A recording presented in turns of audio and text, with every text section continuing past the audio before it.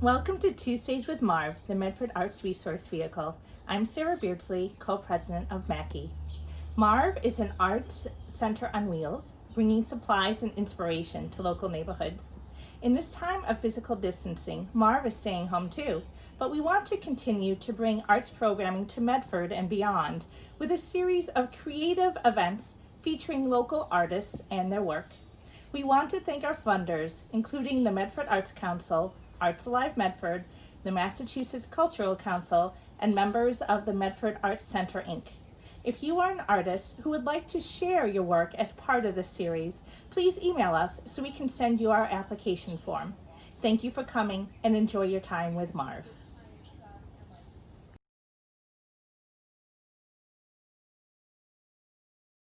Hi everyone, I hope you're having a good evening.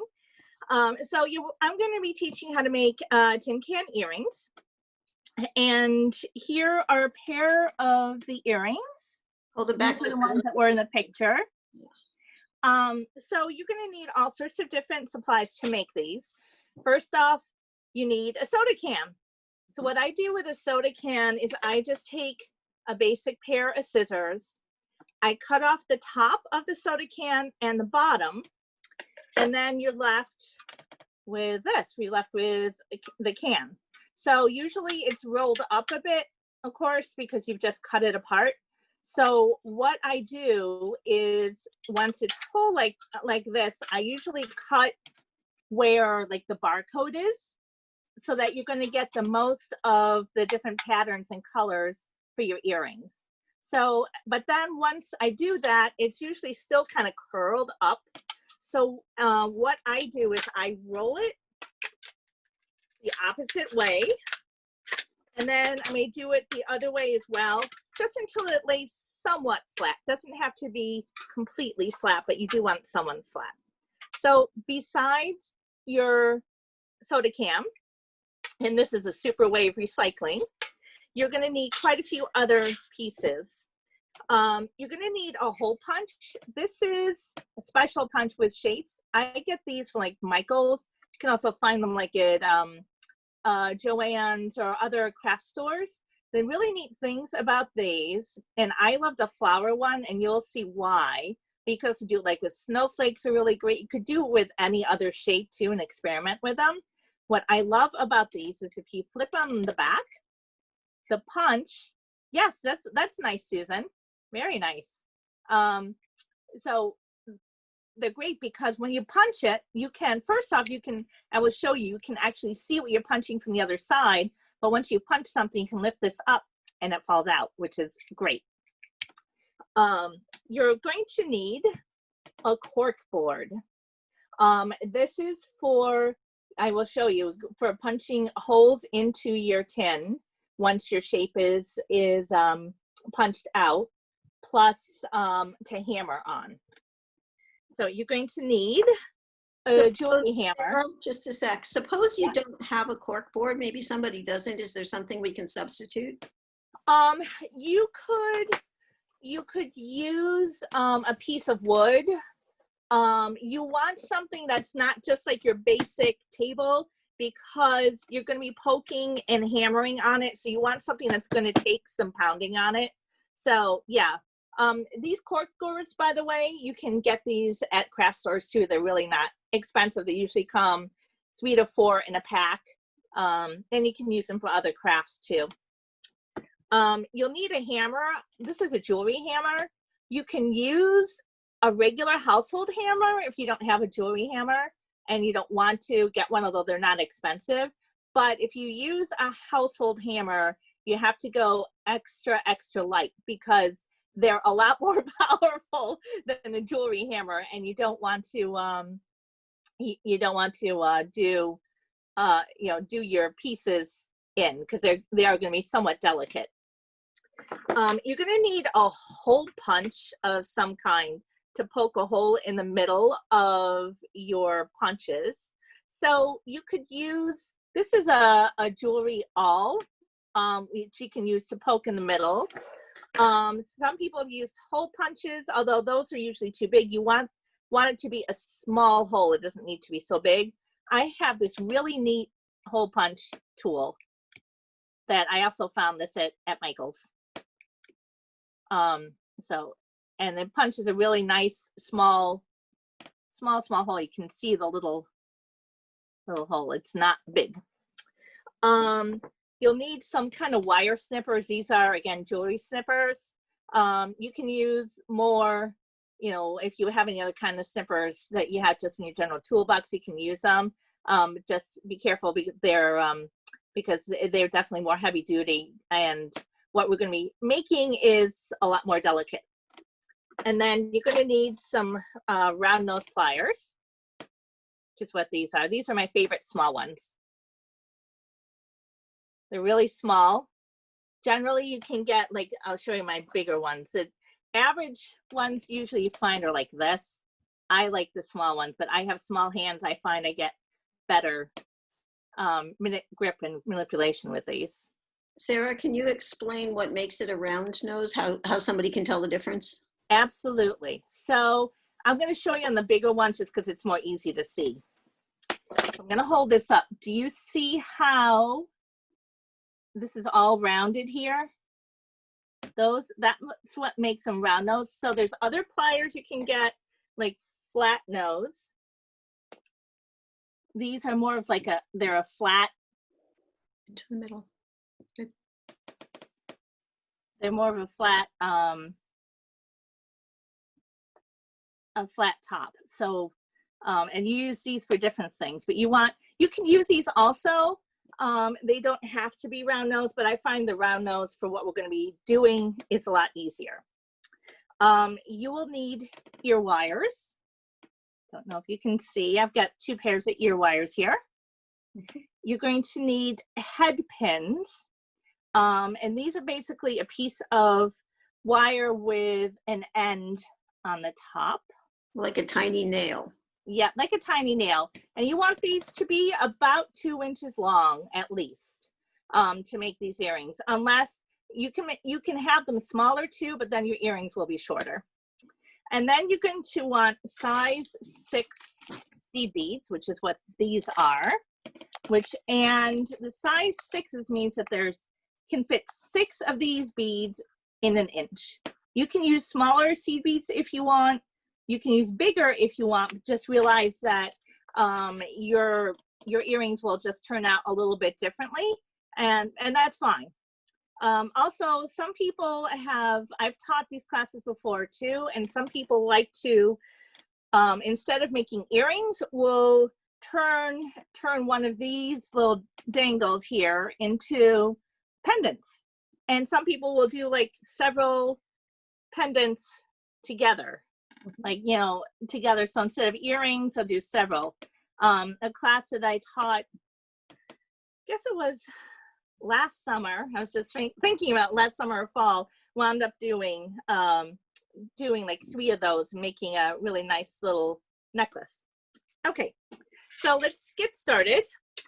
So first, you've cut your can. You're going to take your punch, figure out where on your tin can you want them to be. And then you're going to slide the punch into the can. And then you're going to press. And then pull the punch out. You'll see my punch is sitting in there. Then I'm going to just open this up and pop this out. And there's one. So you're going to do this about 8 times because you want 8.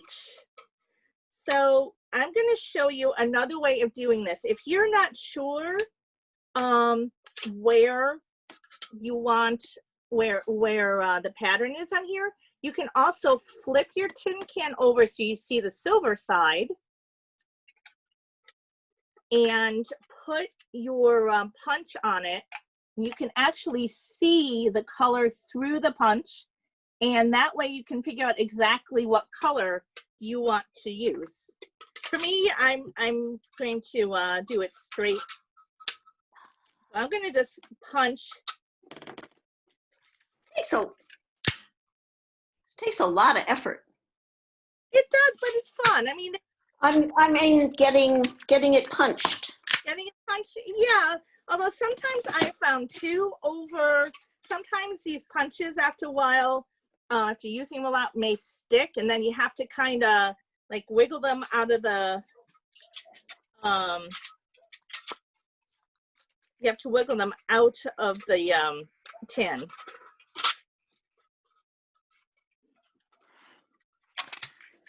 Okay.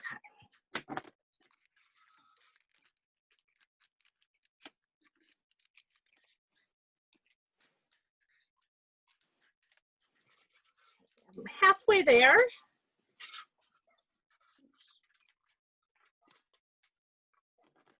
So the other thing too you can do with these, when you can see you see all my punches here that I've punched out already in my tin can. So when you've got a lot here and you want to get further in, you can also just use your regular scissors to cut away what you've used to use more of the can.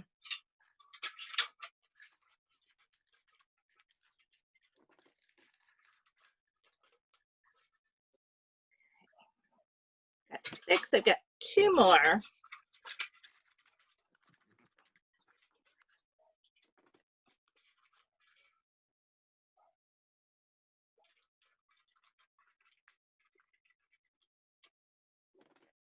So the funny thing too about this, if you really get into this, like I have at times, I'll go to the grocery store and I'll buy certain drinks based on the color of the cans. Okay, so now I've got my 8 that I've punched out here. I'm going to put them on my cork board. So now I'm going to put a hole in the middle of each of these.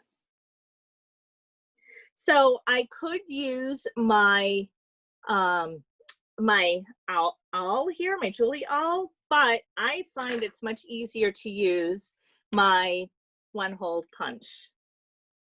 And basically you're just sticking the punch in the middle and then pressing down.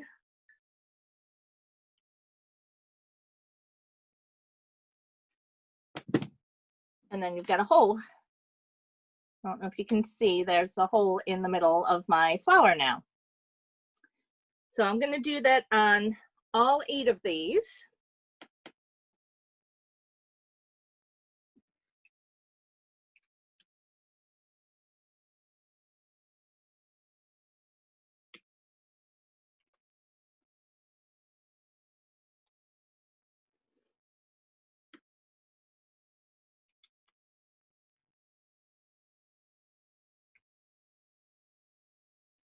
And sometimes these punches may stick a little bit, like this one is, and you have to kind of wiggle the can punch off. But they're pretty forgiving. So the other thing too, I wanted to mention to you, the punch that I'm using, it's as you can see, the flowers are pretty small because it's going to make that smaller set of earrings, but you can get bigger flower punches and make bigger earrings.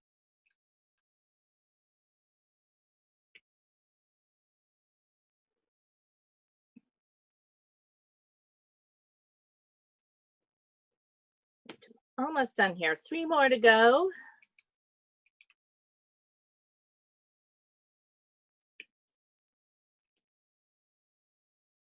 And this is a really great way to just recycle the tin cans you have at home. You could do this with other metal too, that's thin enough to work like this. It's a great way to recycle. And it makes everything look pretty too.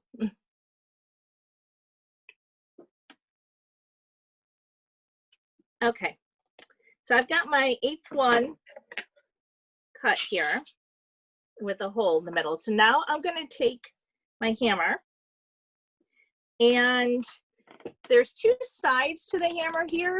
You see the darker side and the yellow side. The yellow side is a lot more soft. And you want to use, if you have a jewelry hammer, you want to use the soft side because you don't want to hammer this too hard. You're basically wanting to hammer them so they're flattened somewhat. It doesn't have to be perfect, but you want them somewhat flattened. If you're using just like a household hammer, go super gentle because a household hammer is a lot more powerful than a jewelry hammer. So now I'm gonna hammer these flat. It doesn't take much. I'll show you with one. See how flat that is? So you're gonna hammer all 8 of them flat.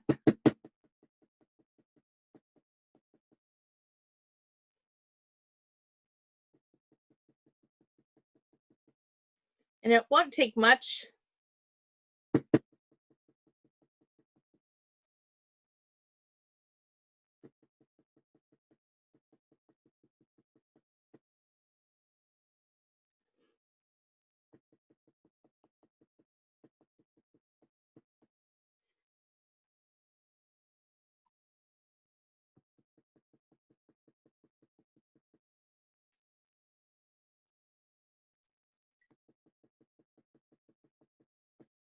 All right.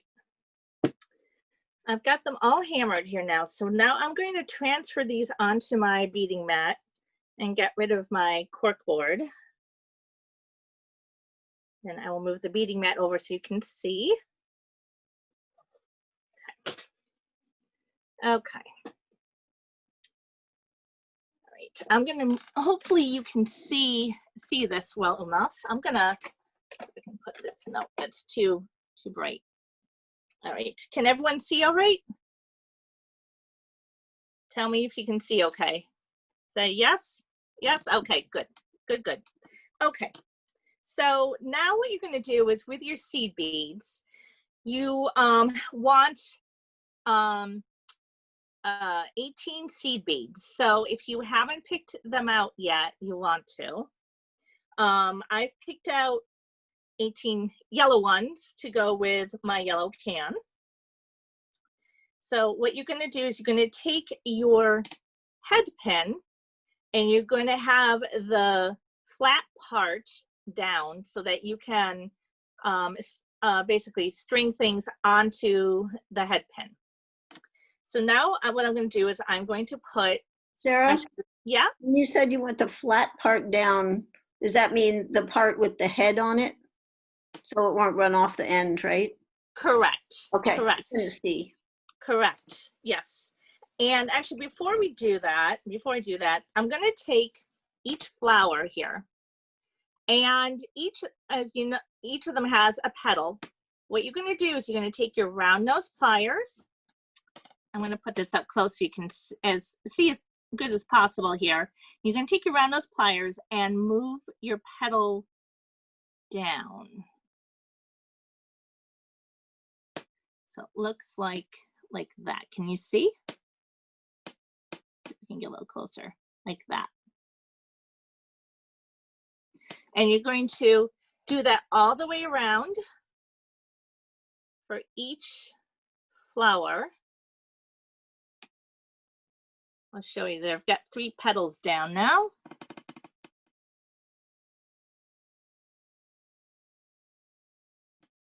Go a little, can you do that again? Just a little further away from the, the screen. It was so close it was blurring.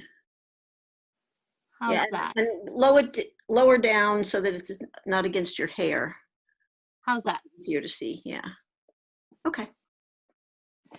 So you're going to move all your petals down.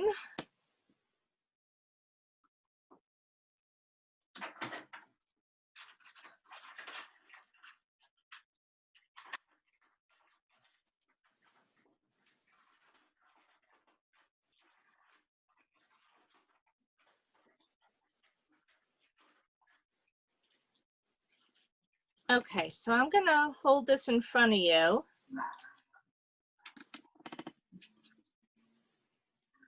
Can you see?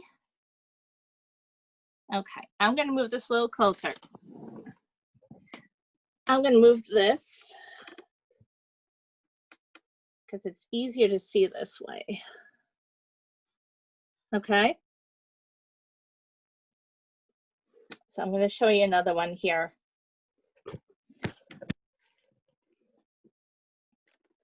I'm going to close this up and see if it's a little less glary. Okay, so what I'm going to do is I'm going to take one of these flowers and I'm going to take my roundnose pliers and move the petal down. Just pull it down a little bit. It looks like that. And you're going to go all the way around.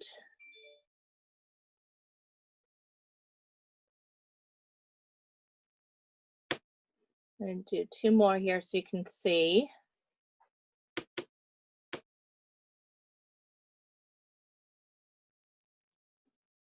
So I've got 3 petals down there. And it doesn't take much to move them. So I'm going to do this all the way around with all the flowers.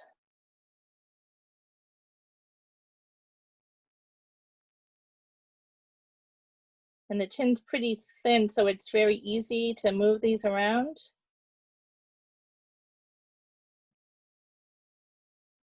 Okay, so here is one of the flowers. I can hold that up there so you can see. Okay, so you're going to do that with the rest of your flowers so that they're all the petals are down.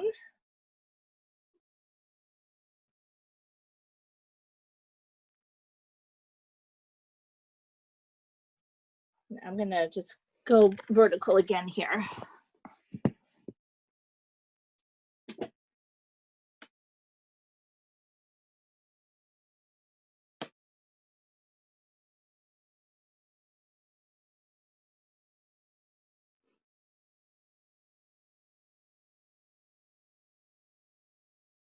So who else here has done some beading or jewelry making before?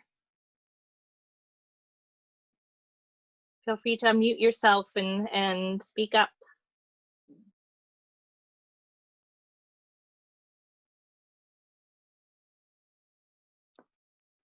I have, but then I'm not the only one. And Anita has done some. Right. Did so before. So can I show you what I have? Tell me if that's about what you were thinking. Sure. Wait, better put myself on so I can see what I'm doing here.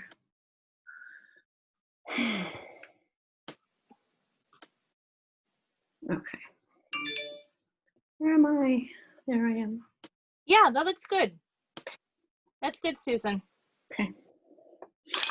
I got a little delayed because I couldn't find a punch small enough for the incredibly tiny center of the snowflakes. That's something you may want to warn people about when they buy a punch for these, to make sure the center is big enough. Right. Well, that's why I suggested using like a jewelry awl or anything like that works as a punch. Not a nail. Or yeah, that's Yeah. a nail. Nail and hammer. That's what I was just thinking. A nail would work. Yep. Hi, Sally. Hi, Hi. Sal. How are you? I'm good, thanks. Good. Good to see you. All right, I've got 3 more to go here, and then I will show you the rest.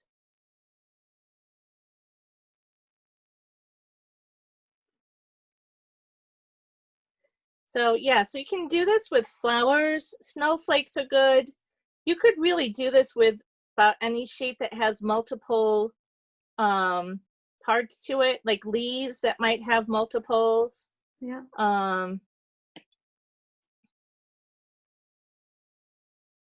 There's other punches you can get that you can make different kinds of earrings with, which I've done. You can get like punches that are more like flat and not, you know, with shapes like this, you can't like move the nodes down. But you can punch 2 of them out and glue them back to back, and then punch a hole in the middle of those, and then use head pins and string like beads and other things down, which I've done before too, which is a lot of fun. I've made some really funky chandelier earrings out of them that way. So there's all sorts of different things you can do with them. And playing around with it is half the fun. Okay. Almost done here.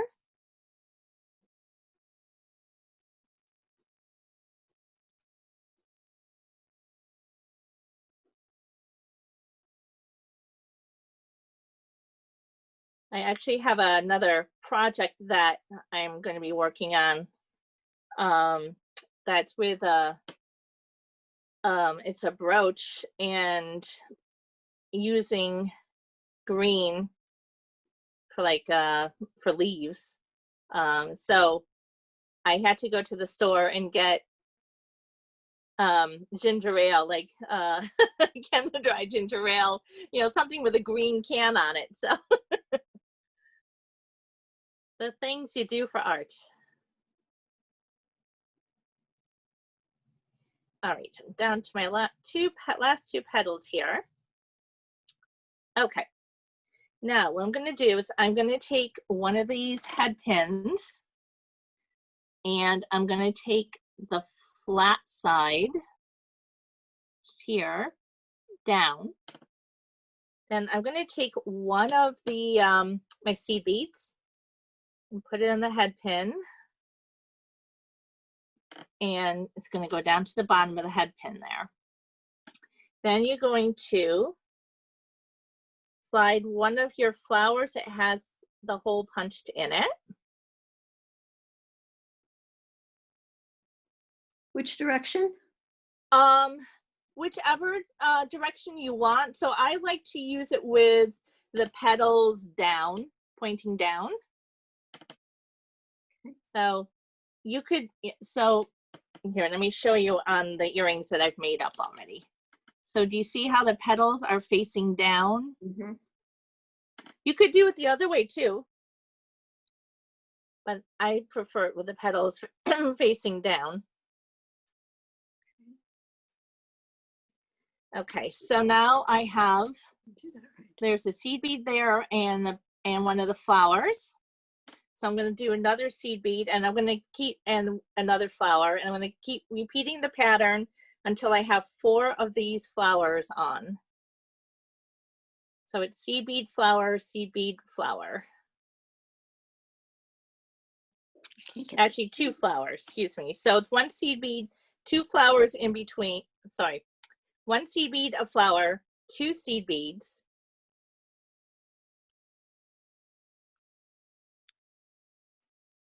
Another flower. It looks like this. Mm-hmm. Then 2 more seed beads.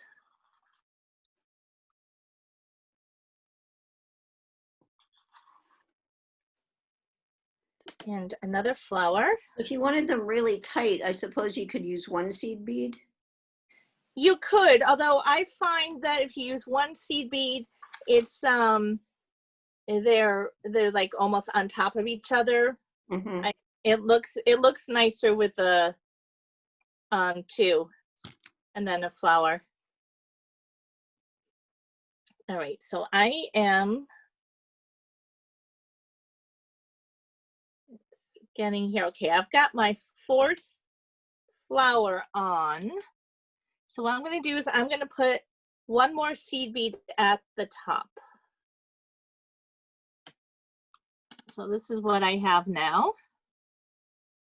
Okay, so if you look, I still have a fair amount of head pin there.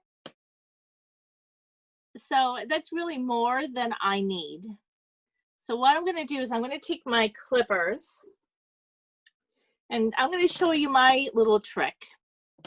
And I'm going to switch this again so you can see a little better, so you get closer. Okay, I'm going to hold this up. Okay, so Do you see how much more space there is? That's more space than is really needed to finish.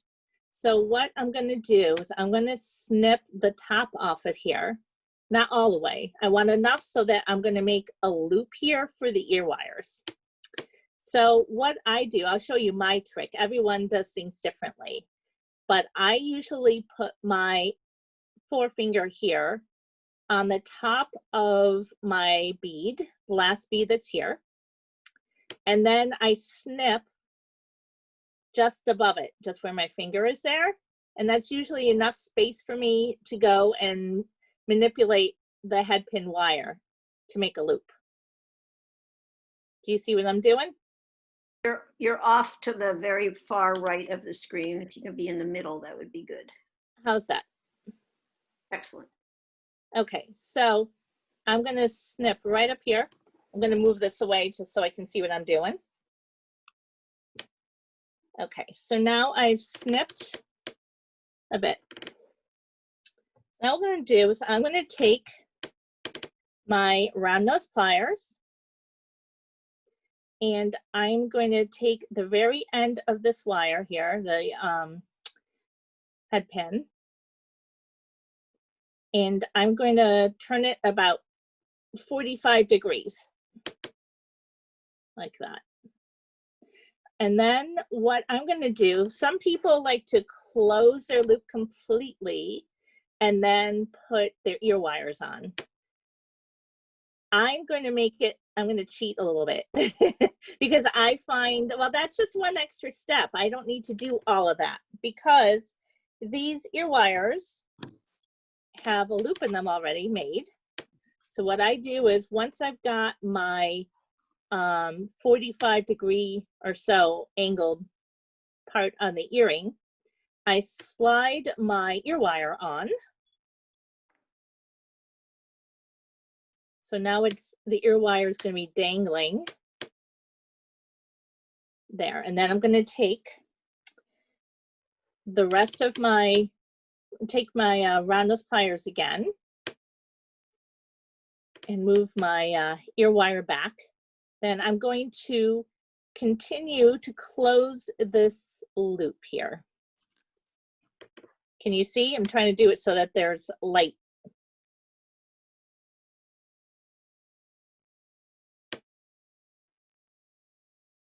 And I take the end and I'm gonna kind of turn it. Do you see how that's turning, looping a little bit there?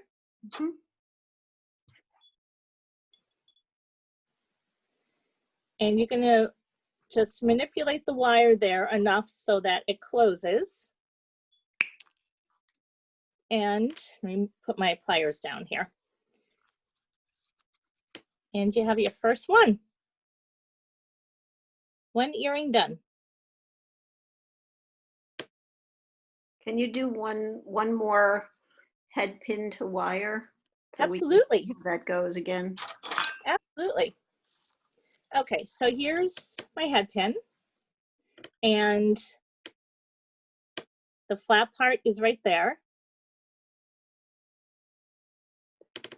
I'm going to take one seed bead and put it on. Then I'm going to take, excuse me, one flower and slide it on.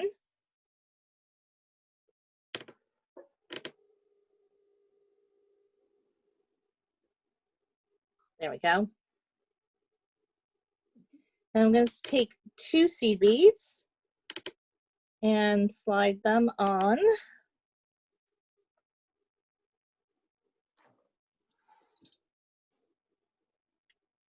Then another flower.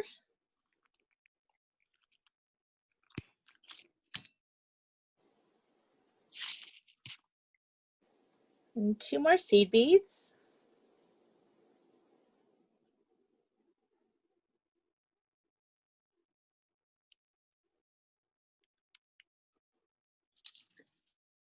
Another flower.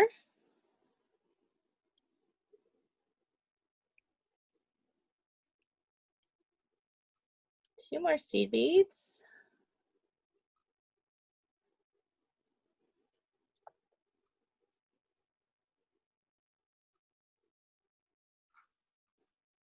And one more flower.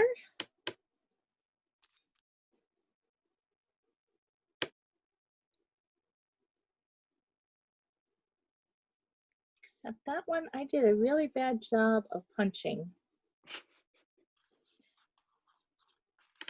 I'm gonna have to repunch that one.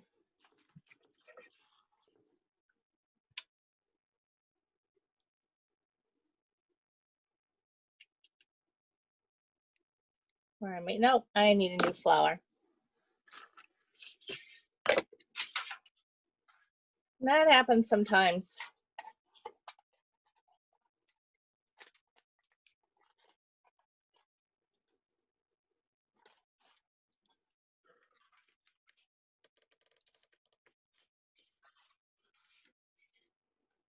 All right, so we're gonna do one more flower here. Punch a hole.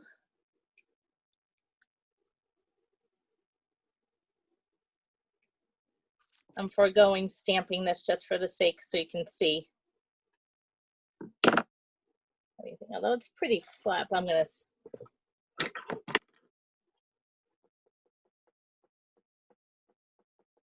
Okay.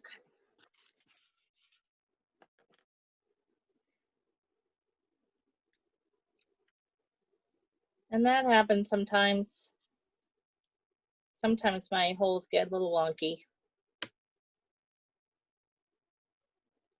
And this isn't, of course, an exact science.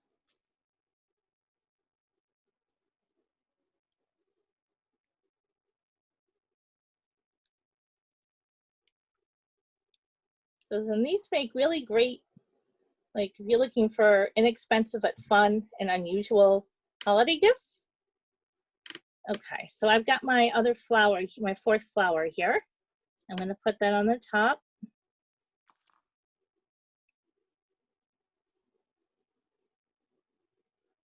My fourth flower, and now I'm gonna put one more seed bead on the top. So now I'm gonna take my hand and put it right where my top seed bead is. And then I'm gonna move my finger so it's sitting on top of that bead. And then I'm gonna take my clippers, snip just above it.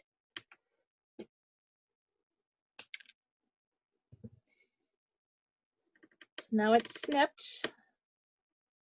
I'm gonna take my roundnose pliers and I'm gonna take it from the top of the head pin there, and I'm going to bend it about a 45-degree angle or so. This one's a little, not quite as much, didn't do as good a 45-degree there. Then I'm gonna slide on my ear wire.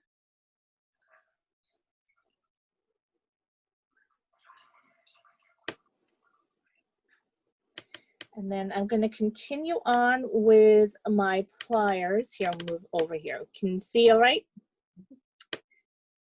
And continue making my loop. I'm going to grab the end of the head pin.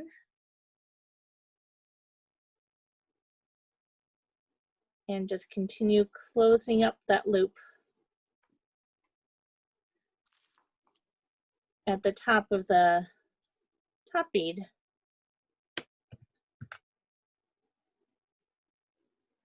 And earring number 2 is done.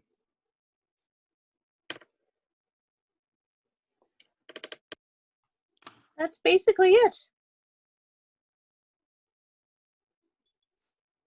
So you can do this with, again, with larger, I'll show you, hold on, let me pull them out.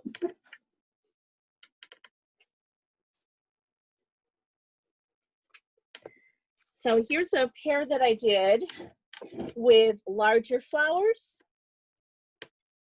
Oh, nice. See how much bigger? Yep. Same technique, but just larger flowers, larger punches. Mm-hmm.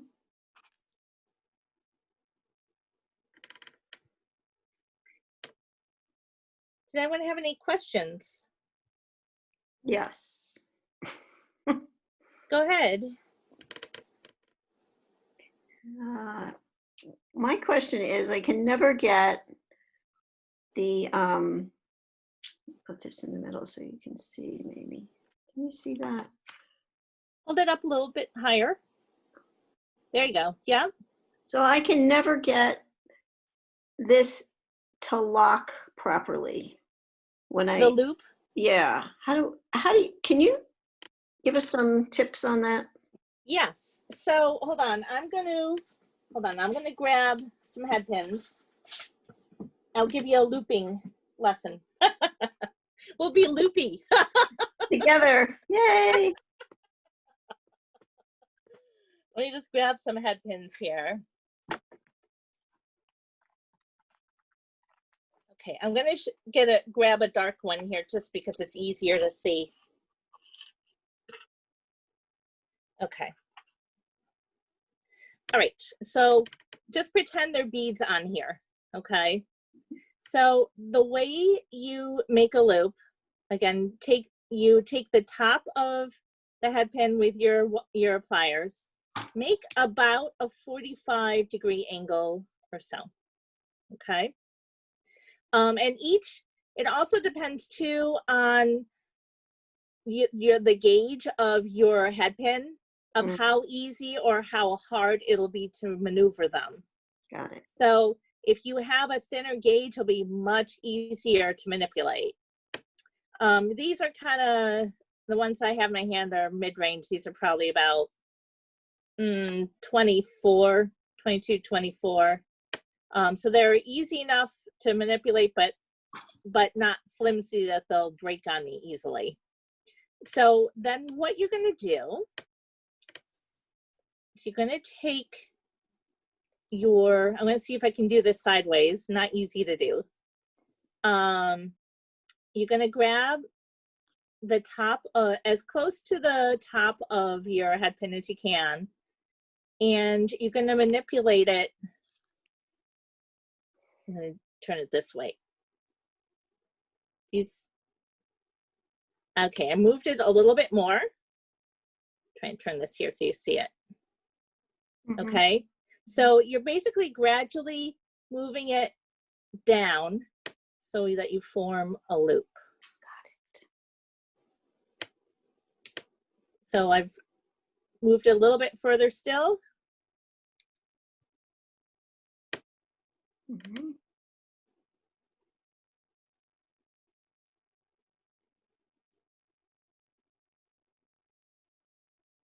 And the real key is to try and get it as close to touching the head pin wire as you can. And if you have beads on here, what I like to do is try and get it so not just touching the head pin wire, but touching the bead, so that it basically closes everything up, so that nothing is going to move up or down. Right.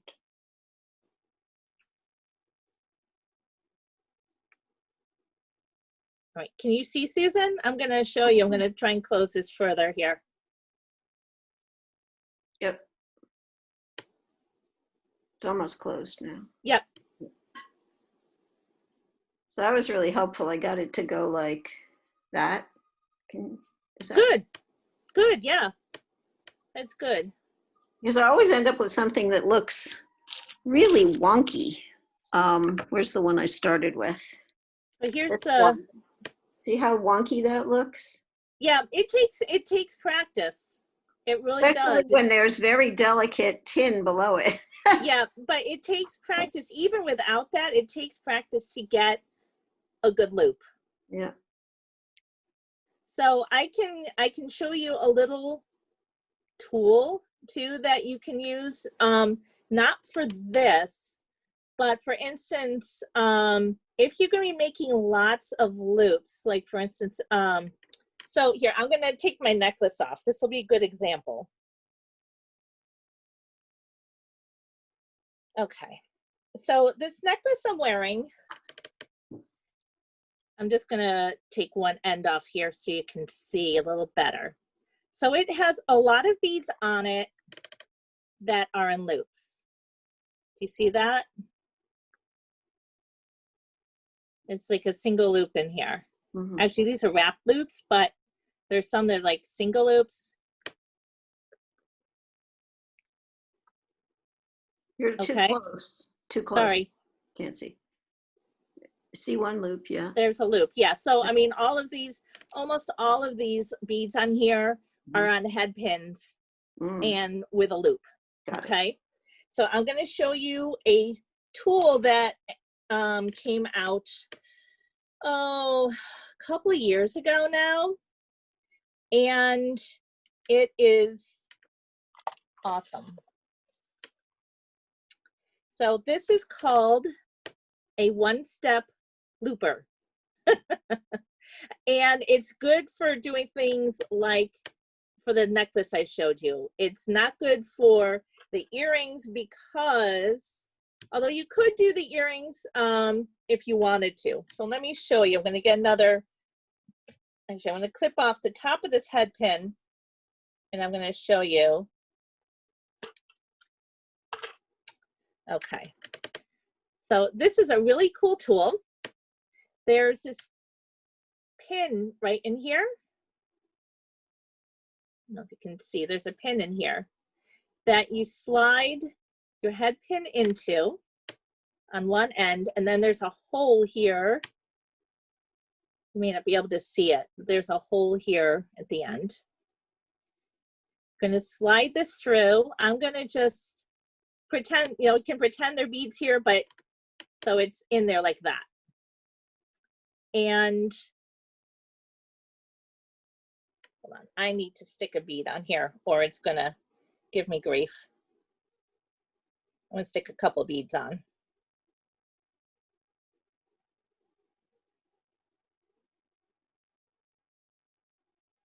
Okay, so I've stuck 4 beads on here just so for demonstration purposes. So now I'm going to slide this in and through that hole.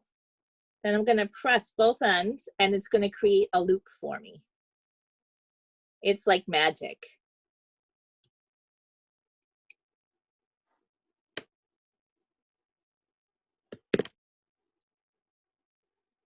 There's the loop. Pretty cool. Isn't that cool? Yeah. And What's that called? A one-step looper?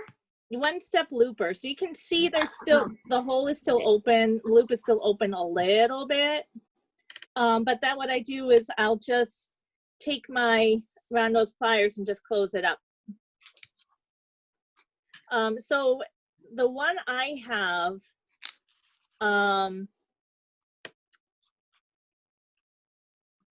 is a smaller version, but they came out with at least one other size now.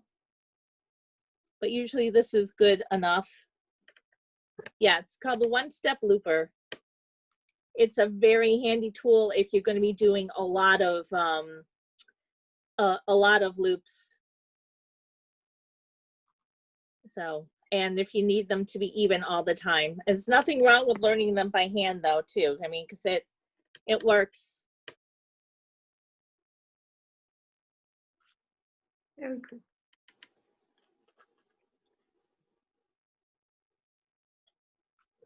So that's how you make tin can earrings.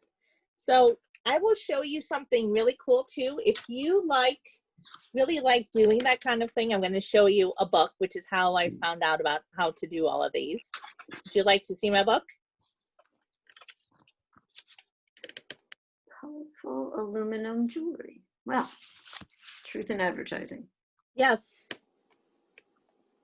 I don't know if it's still in print.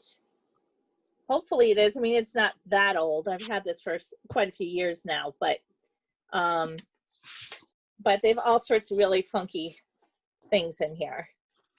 So some which are pretty elaborate, some that are a lot more simple.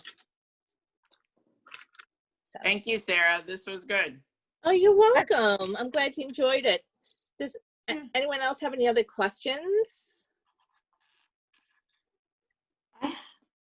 If nobody else does, I have one more. I love this. I love this. You said you will have the recording on YouTube? We will. Probably take about a day to get it up there, but then it will be there. And I will send everybody the link. if you Okay, want yeah, me no to problem. Your also, earrings were I can beautiful. put my website in the chat. So if you have any questions, you can always email me too. Do you want me to do that? Yeah. Oh, Okay, hold on. I'm yes, gonna that'll put, be great. okay, let me put my, let me put my email in here.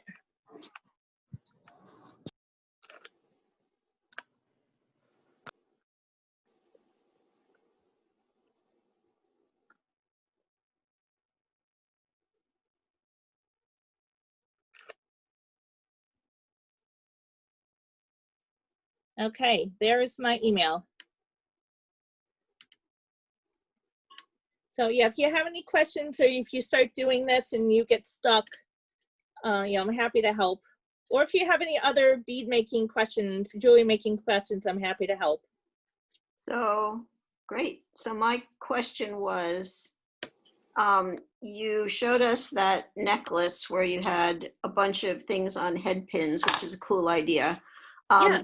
Do you have other things that occur to you for like ways to use these little punches to make different kinds of things we might not have thought of until we get the Making Colorful Aluminum Jewelry book?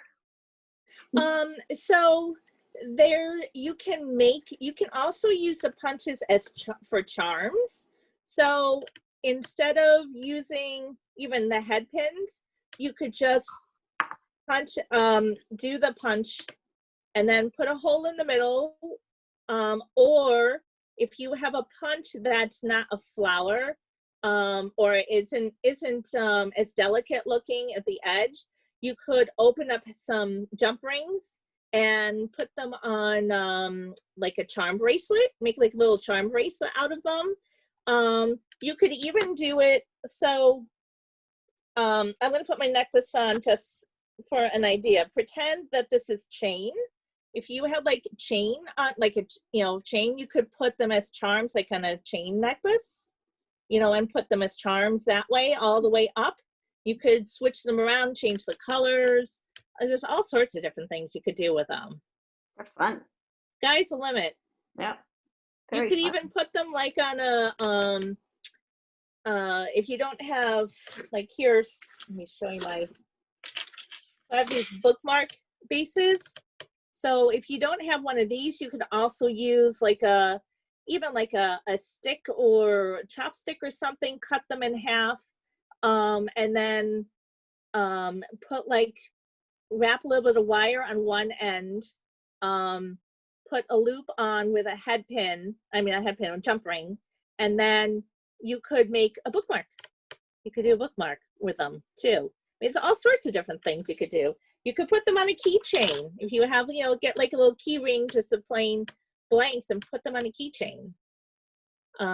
Yeah, it's sky's the limit.